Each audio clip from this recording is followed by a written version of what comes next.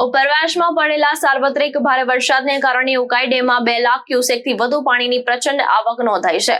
વધતી જળ આવકને ધ્યાનમાં રાખી તાપી નદીના જળસ્તરને નિયંત્રણ કરવા ઉકાઈ અને કાકરાપાર ડેમમાંથી પાણી છોડવામાં આવી રહ્યું છે। ઉકાઈ ડેમમાં સતત વધી રહેલી પાણીની આવકને કારણે તાપી નદીના વહેણમાં વધારો થયો છે।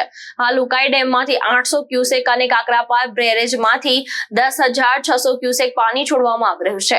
પરિણામે સુરત શહેરમાં તાપી નદીનું જળસ્તર સતત વધી રહ્યું છે અને નદી ભયજનક સ્વરૂપ ધારણ કરી રહી છે। સવારે 9 વાગે સિંગણપોર ડભોલી કોઝવે પર પાણીનું સ્તર વધીને 8 મીટર સુધી પહોંચ્યું હોવાનું નોંધાયું છે।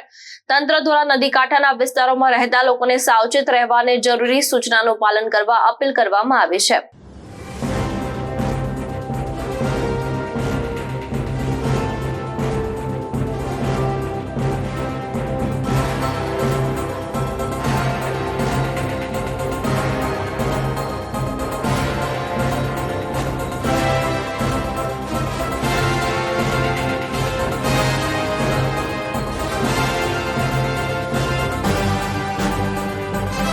ભાવેશ ઉપાધ્યાય, દ્રષ્ટિકોણ ન્યૂઝ, સુરત।